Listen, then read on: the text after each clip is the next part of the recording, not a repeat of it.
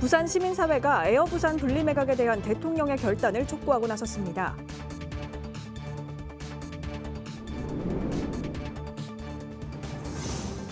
부산시가 퐁피두센터 분관 유치를 추진 중인 이기대 공원 일대를 예술공원으로 만들어 명소화하겠다는 청사진을 밝혔습니다.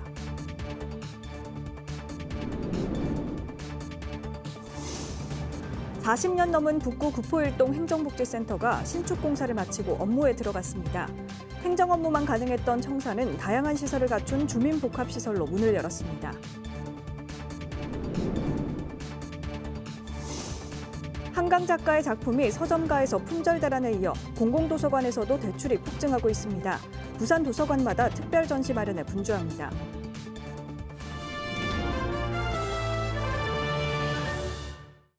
여러분 안녕하십니까? BTV 뉴스입니다. 첫 소식입니다. 부산 시민사회가 에어부산 분리매각에 대한 대통령의 결단을 촉구하고 나섰습니다. 이들은 김해공항을 중심으로 성장해온 에어부산이 모기업의 기업 결합으로 인해 인천으로 끌려갈 위기에 처했지만 정부와 산업은행은 방향 감각을 상실했다고 주장했습니다. 박재한 기자입니다. 가덕도 신공항의 성공 열쇠 에어부산 분리 매각을 촉구한다.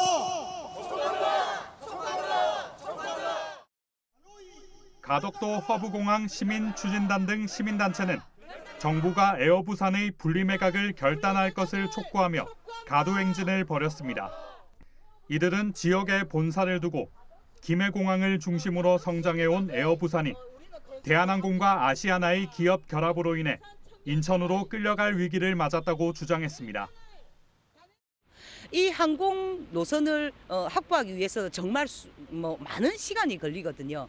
근데 지금 가덕신공항의 이제 개항을 우리는 향해 가고 있지 않습니까? 지금부터 육성하고 키워도 가덕신공항 개항 때 하기가 힘든 상황인데 이제 와서 에어부산이 만약에 없다면 지역 거점 항공사가 없다면 언제 어디서 항공사를 만들어서 언제 키우겠다는 것인지 이 답이 없는 상황입니다. 그래서 저희들은 에어부산의 분리매각을 요구하는 것입니다.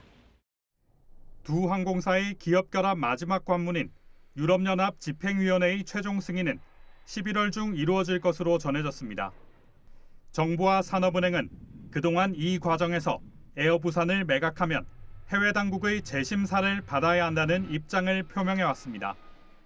그런데 EU에서 얼마 전에 답변서가 왔어요. 그 질문에 대한 답변서가. 그 내용을 살펴보면 결과적으로 이제 그 해외 경쟁 당국의 심사에서는 그 유럽에서의 매출이 일어나야 된다는 겁니다.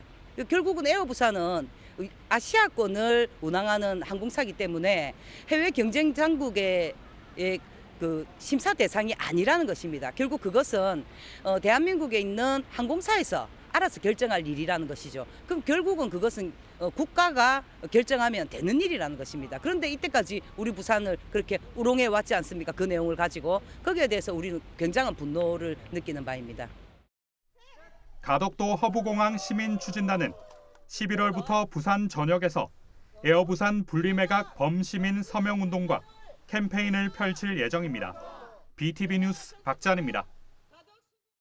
퐁피두센터 분관 유치를 추진 중인 부산시가 유치지인 이기대 공원 일대를 예술공원으로 탈바꿈시키겠다는 이른바 이기대 예술공원 명소화 사업의 구체적 로드맵을 제시했습니다. 김석진 기자의 보도입니다. 부산시의 제20차 부산 미래혁신회의 주제는 이기대 예술공원 명소화 사업입니다. 박형준 시장은 인사말을 통해 이기대 공원의 자연 환경을 최대한 보존하면서 세계적인 예술 작품이 있는 공원으로 탈바꿈시켜 글로벌 허브 도시의 경쟁력을 높이겠다고 다짐했습니다. 글로벌 허브 도시로 되기 위해서는 글로벌 문화 도시가 돼야 되고 이기대가 갖고 있는 천혜의 아름다운 환경을 그 생태를 그대로 살리면서 세계적인 문화 콘텐츠를 조성을 해서 부산에 오면 꼭 찾지 않으면 안 되는 그런 문화 명소로 만들려고 하는. 시는 이기대 공원을 자연과 생태 그리고 문화와 관광을 접목한 예술공원으로 조성합니다. 이를 위해 5, 6도 아트센터와 바닷가 숲속 갤러리, 국제 아트센터 등 3개 영역으로 나눠 사업을 추진합니다. 먼저 오륙도 아트센터엔 탐방센터와 목조 전망대 등이 들어섭니다. 숲속 갤러리엔 국내외 거장들의 미술관들을 유치할 예정입니다. 끝으로 국제아트센터엔 퐁피두 센터 분관을 비롯해 아트 파빌리온을 조성한다는 계획입니다. 이기대 예술공원의 운영 방향은 아직 설익은 계획이긴 하지만 지속적으로 관리, 운영할 전담 부서의 마련과 위원회를 설치하여 준비에 만전을 기하겠습니다. 시는 이날 구체적인 재원 마련 방안 등은 밝히지 않고 중장기적 측면에서 사업을 추진하겠다는 입장을 밝혔습니다. 하지만 정책 발표회인 전문가 토론은 비공개로 진행해 퐁피두 센터 분관 유치 논란을 의식한 게 아니냐는 추측이 나오고 있습니다. 한편 부산시는 공원 일몰제에 대비해 이기대 공원을 보전 녹지 지역으로 지정하고 730여 원을 들여 사유지 71만여 제곱미터를 사들였습니다. BTV 뉴스 김석진입니다. 40년 넘은 북구 한 행정복지센터가 신축 건물로 새로 문을 열었습니다. 좁고 낡은 시설 때문에 뿔뿔이 흩어져야 했던 주민 프로그램들이 이제 한 곳에서 이뤄지게 됩니다. 장동원 기자입니다. 북구 구포일동 행정복지센터가 40여 년 만에 재탄생했습니다.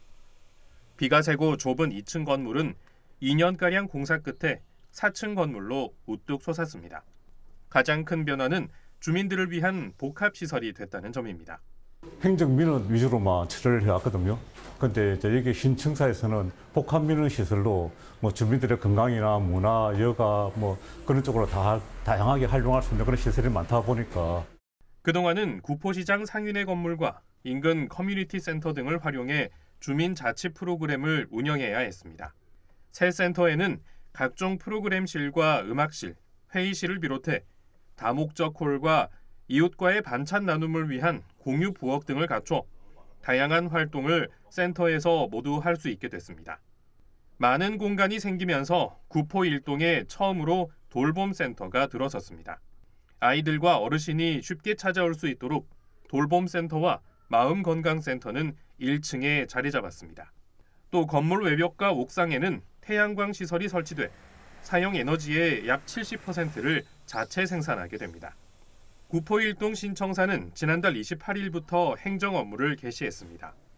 오는 7일에는 개청식과 함께 주민 먹거리 장터가 열리고 주민 자치 프로그램과 헬스장은 내년부터 운영에 들어갈 예정입니다. BTV 뉴스 장동원입니다. 부산시 교육청은 11월 2일 오전 9시 30분 경성대학교에서 부산 지역 41개 고등학교 독서토론 동아리 학생 82명을 대상으로 2024학년도 독서토론 한마당을 엽니다. 참가자들은 지정 도서인 다시 역사의 쓸모를 읽고 역사를 통해 추구하고 싶은 가치와 역사 사례나 교훈으로 해결할 수 있는 현대사회의 문제점을 논제로 두 차례 비경쟁 원탁 토론을 펼칠 예정입니다. 한국 최초 노벨문학상 수상이라는 반가운 소식에 서점가에선 한강 작가의 작품이 품절 대란을 일으켰는데요. 공공도서관에서도 대출이 폭증하자 한강 작가의 주요 작품을 특별 전시하는 등 분주합니다. 김윤정 기자의 보도입니다. 한강 열풍은 노벨문학상 수상자 발표 이후 지속되고 있습니다. 서점가에서 실물책을 구하기 힘들어지자 도서관 소장 작품도 대출이 폭증하고 있습니다. 열기가 이어지자 부산 지역 53곳 공공도서관마다 한강 특별 전시를 시작했습니다. 부산의 한 도서관 2층 특화 자료실에서는 채식주의자, 소년이 온다, 작별하지 않는다 등 한강 작가 작품 16종 31권을 열람할 수 있습니다. 전시된 책을 통해 작가의 다양한 작품을 접할 수 있어 시민들 반응도 뜨겁습니다. 최근에 그 한강 작가가 노벨 문학상을 수상했다는 소식을 듣고 상당히 개인적으로 많이 놀랐으며 또 국가적으로도 상당히 센세이션을 일으켰다고 생각합니다. 그래서 한강 작가의 작품 중에서 책주의자 작품을 읽게 되었습니다. 전보다는 좀 독서 시간이 조금 늘었다고 생각합니다. 청소년들의 독서 열기도 끌어올리고 있습니다. 되게 대단하신 것 같고 또 평소에 책 읽는 거 굉장히 또 싫어하는데 한번 읽어볼까라는 생각도 하게 됐고 실제 전국 공공도서관에서 한강의 책을 대출한 사례는 10월 9일 13건에 불과했지만 노벨상 수상 이후 10월 11일에는 7,100여 건을 넘어섰습니다. 1000% 이상 늘어난 것으로 수상 전과 비교하면 대출 건수가 14배에 달하는 수치입니다. 주요 독자층은 남성보다 여성이 조금 더 많았습니다. 연령별로 살펴보면 40대, 50대, 30대, 60대 순이었습니다. 독서의 계절에 들려온 노벨상 수상 소식, 독서 문화 활성화에 힘을 보태고 있습니다. 반짝하고 끝나는 것이 아니라 지속적으로 책 읽는 시간이 늘어나길 바랍니다.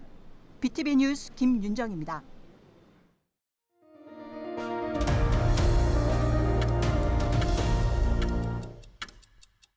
화재 현장에 가장 먼저 달려가는 사람들은 바로 소방관입니다. 초고층 건물에 화재가 났을 때도 예외는 아닌데요. 무거운 화재 진압 장비를 메고 우리나라에서 두 번째로 높은 빌딩을 오르는 대회가 열렸습니다. 그 뜨거운 현장을 최영광 기자가 찾았습니다. 높이 411.6m. 우리나라에서 두 번째로 높은 건물 해운대 LCT 앞에 전국의 소방관 952명이 모였습니다. 최고층인 101층까지 계단으로 오르는 대회에 참가하는 겁니다. 맨몸으로 오르기도 벅찬데 화재 진압 장비까지 착용했습니다. 이렇게 특수 방화복과 공기호흡기 등 모든 장비의 무게는 20kg입니다. 저도 이렇게 착용을 해봤는데요. 제가 한번 올라가 보겠습니다. 꼭대기까지 도달하기 위해선 총 2,372개의 계단을 올라야 합니다. 층이 높아질수록 숨도 더욱 가빠집니다. 올해로 3회째를 맞은 이번 대회의 취지가 고층 건물 화재를 대비한 훈련의 의미도 있는 만큼 소방대원들은 부지런히 두 다리를 움직여봅니다. 81층인데 죽을 것 같은데요. 끝까지 가보겠습니다. 화이팅 화이팅! 화이팅! 부상소방 화이팅! 마침내 도달한 결승점. 이곳을 통과한 대원들은 가쁜 숨을 몰아쉽니다. 혹시나 비상시에도 계단으로 오를 수 있는 체력이 필요하다고 생각해서 참여하게 됐고 또 저희가 이제 같은 동기인데 올해 교육을 수료하게 돼서 그때 초심을 가지고 다시 그런 열의를 가지고자 참가하게 되었습니다. 최단 기록은 20분 25초. 지난해 1위 기록보다 38초가량 단축했습니다. 끝까지 후회하지 않도록 최선을 다하자라는 마음으로 100층까지 걸어 올라갔습니다. 평소에 자전거를 타면서 체력 관리를 했고 그게 큰 도움이 됐던 것 같습니다. 69년생의 백전노장 소방관도 후배들과 함께 값진 땀방울을 흘렸습니다. 소방관으로서 퇴직 전에 한 번은 꼭 출전해야 된다는 어떤 다짐이 있어가지고 이번 기회에 출전하게 됐습니다. 나이와 계급을 불문하고 극한 도전에 나선 소방관들. 그들의 사명감과 체력이 최고의 진압 장비임을 증명했습니다. HCN 뉴스 최현광입니다. 독립기념관에 전시되고 있는 자료 상당수는 독립운동가의 후손 등이 기증한 것인데요. 이 가운데 보물과 같이 국가문화유산으로 지정된 자료만을 모아 특별전을 열었습니다. 송영환 기자가 다녀왔습니다. 김구 선생이 동포들에게 광복군에 대한 지원을 당부한 친필 서명문 태극기입니다. 1941년 벨기에 출신 미우스 신부에게 건넨 것을 다시 안창호 선생의 부인 이혜련 여사에게 전달됐다. 선생의 장녀인 수잔안이 독립기념관에 기증했습니다. 독립기념관이 순간에서 영원으로라는 주제로 기증자료 특별전을 열었습니다. 1982년 건립추진위원회 때부터 지금까지 기증받은 자료 가운데 국가등록 문화유산 등으로 지정된 주요 자료 62점을 공개했습니다. 네, 독립기념관은 자료 기증자분들께 감사의 마음을 전하고 기증받은 자료를 국민과 함께 나누기 위해 매년 기증자료 특별전시를 개최하고 있습니다. 이번 전시에서는 독립기념관 자료 기증의 주요 역사와 함께 김구 서명문 태극기 등 독립운동가 서재필 선생이 입었던 진료복에서 해방 이후 첫 올림픽인 런던 올림픽에서 이원순 선수가 입었던 단복, 당진에서 3.1 운동을 주도한 남상락 선생의 부인이 일본 경찰에 피해 손 바느질로 제작한 태극기 등도 선보였습니다. 더욱이 전시 개막식에는 독립운동가 후손들도 참석해 의미를 더했습니다. 할아버지신 애국기사 남상락 선생께서 대오지 4.4 운동에서 사용을 하셨고요.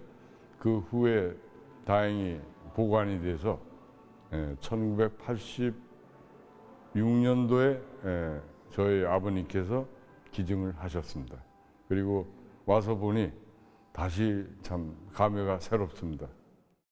독립기념관 제7관 특별기획 전시실에서 열리는 이번 전시는 12월 1일까지 계속됩니다. BTV 뉴스 송용환입니다. 삼복도로라는 말 많이 들어보셨을 겁니다. 산 허리를 가로질러 만들어진 도로를 일컫는 말로 부산의 지형적 특성과 역사가 만들어낸 상징과도 같은 것인데요. 일제강점기와 6.25 전쟁, 산업화에 이르기까지 근현대사의 굴곡을 그대로 간직하고 있습니다. 박재한 기자입니다. 가파른 언덕을 내달리는 버스와 옥상 주차장, 계단처럼 밀집한 주택. 산지가 70%인 부산의 지형과 도로 높이 이상으로 건물을 지을 수 없는 고도 제한이 만들어낸 풍경입니다. 부산 전역 20km에 이르는 삼복도로는 산 중턱을 깎아 만든 도로를 말합니다. 최초의 삼복도로는 1964년 동구 초량동 일대에 개통된 망향로입니다. 범곡교차로에서 서대신 교차로까지 9km를 잇습니다. 일제강점기 귀환 동포와 한국전쟁의 피난민, 도시화의 이주민 등이 모여 이루어진 산 동네를 연결하는 교통망입니다. 이제 망향로라는 이름 자체가 이제 부산항을 볼 수 있는 그런 길이라는 뜻이거든요. 그래서 여기 올라오셔서 이제 부산항 이 풍경을 같이 보실 수 있고요. 한국 근현대사의 이제 이런 굴곡진 이제 삶을 이제 엿볼 수 있는 원도심의 위치에 있어서 그 의미가 남다르다고 볼 수 있어요. 한국전쟁 이전 47만 명이었던 부산 인구는 1960년대 100만 명으로 급격하게 증가했습니다. 산 꼭대기 위에도 묘지 위에도 판자촌이 들어섰습니다. 1970년대에는 도심 재개발 정책으로 사람들이 이주하면서 인구는 더욱 늘어났습니다. 주민들은 마이크로버스에 몸을 싣고 산 아래 부두와 시장, 고무공장을 오갔습니다. 마이크로버스 다닐 때는 막 사람이 복잡해가지고 도로도 좁고 그러면 사람 탈락하면 미리 여가지고 차장이 그때 있었고 지금은 가드를 하지만 그때 현금 다 주고 차장이 돈 받아가지고 차장이 막 자기 사람을 미리 여가면서 그래 하고 다녔지. 엄청나게 복잡했지 그때는. 삼복도로 살기가 참 그때 힘들었어요. 부산의 옛 모습을 고이 간직한 채 원도심과 바다를 한눈에 내려다볼 수 있는 삼복도로. 부산에서만 볼 수 있는 특별한 풍경을 만들어내고 있습니다. BTV 뉴스 박재한입니다. 대저대교가 10년 만에 공사에 들어갔습니다. 다리가 놓이면 원활한 교통 대신 결국 이곳 철새 도래지는 사라지게 될 것이란 예측이 나오는데요. 환경단체는 공사를 막기 위한 법적 대응까지 추진 중입니다. 장동원 기자입니다. 2014년부터 시작된 대저대교 건설 사업이 최근에서야 첫 삽을 떴습니다. 서부산권 교통체증 해소와 원활한 물류가 기대되는 반면 이 일대 철새 도래지를 중심으로 한 환경 훼손은 우려되는 상황입니다. 부산시는 철새 비행을 방해하지 않도록 교량 높이를 낮추고 철새 대체 서식지를 마련한 끝에 환경 영향 평가와 현상 변경 심의 등을 통과했습니다. 절대 생태 환경을 해치지 않겠다고 강조하고 있지만 환경단체는 여전히 교량 건설을 반대하고 있습니다. 거짓 환경 영향 평가 논란을 일으켰던 부산시가 여전히 잘못된 조사로 행정 절차들을 마무리 지었다며 법적 대응에 나서겠다는 입장입니다. 전혀 조류 조사라든지 이런 어떤 그 전문성을 갖추지 않은 이런 단체들이 참여했고 심지어는 거짓 부실 환경 영향 평가서를 작성한 것으로 확인된 회사의 그 평가원들이 같이 참여해서 조사를 하는 등 이 거짓 그리고 부실하게 환경 영향 평가라든지 이미 착공된 상황에서 철새와 교량이 공존할 수 있는 방법은 없을까? 부산시는 삼락생태공원과 대저생태공원에 100만 제곱미터 대체 서식지를 마련하고 습지와 먹이터, 자연 호환 등을 조성해 이곳을 통해 생태계 보전과 복원이 이루어질 것이라고 밝혔습니다. 하지만 환경단체는 서식지 파편화로 철새 개체 수는 서서히 줄어들게 될 것이란 설명입니다. 교량이 그 자리에 완성되게 되면 어떤 방법을 동원하더라도 서식지 파편화로 인해 가지고 큰 고니와 같은 넓고 안정적인 서식지를 살아가는 데 필요로 하는 새들은 사라질 수밖에 없습니다. 공존은 불가능합니다. 한편 최근 한국 내셔널 트러스트는 대저대교 노선 큰고니와 대모잠자리 핵심 서식지를 2024년 이곳만은 지키자 시민 캠페인의 수상작으로 선정했습니다. BTV 뉴스 장동원입니다. 오는 9일 제19회 부산 불꽃축제가 광안리 해수욕장과 동백섬, 이기대 해상 일원에서 펼쳐지는데요. 수많은 인파가 몰려들 것으로 예상되면서 부산시는 바짝 긴장하며 안전관리를 강화하고 있습니다. 김윤정 기자입니다. 부산 광안리 해변의 대표 상징물인 갈대로 엮은 파라솔. 부산 불꽃축제 때 시야 확보를 위해 모두 치워져 빈 기둥만 꽂혀 있습니다. 해변에 설치됐던 시설물들도 안전을 위해 하나둘 철거되고 있습니다. 9일 치러질 부산 불꽃축제를 앞두고 안전관리 체계가 본격 가동됐습니다. 지난해부터 관할구에서 부산시로 안전관리 계획 심의기구를 조정해 안전계획을 점검하고 있습니다. 부산 불꽃축제는 광안대교를 배경으로 밤하늘을 수놓을 나이아가라 컬러 이가수 등 초대형 불꽃을 보기 위해 매년 70만 명이 넘는 관광객들이 방문합니다. 부산시는 시민 안전을 위해 다소 과도하다고 할 만큼 안전관리에 나설 계획입니다. 합동점검단 외에도 각 관할구, 또 경찰청 유관기관 이렇게 다 모여가지고 한 50여 명 정도 해서 각 관람 위험 지역이라든지 그리고 이제 관람 구역이라든지 어떤 점검 범위를 정해서. 이에 앞서 광안리 밀락 수변공원에서는 2일부터 밀락 루체 페스타 빛 축제가 열립니다. 밀락 수변공원 산책로 1게이트부터 5게이트 사이 400m 구간에 걸쳐 스토리텔링형 빛 조형물이 불을 밝힐 예정입니다. 부산 불꽃축제 빛축제까지 올해 광안리를 찾는 방문객들이 더 늘 것으로 보여 철저한 시민안전 관리를 강화하고 있습니다. BTV 뉴스 김윤정입니다.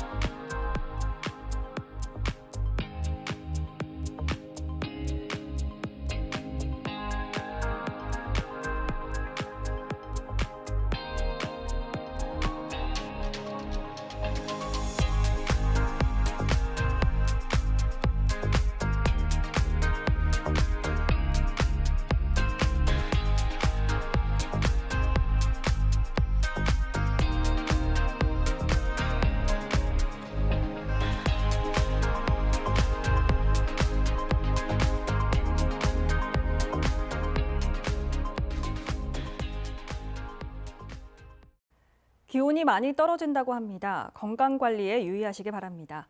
이상으로 BTV 뉴스 마칩니다. 시청자에게 힘이 되는 뉴스로 다시 찾아뵙겠습니다. 고맙습니다. 채널 BTV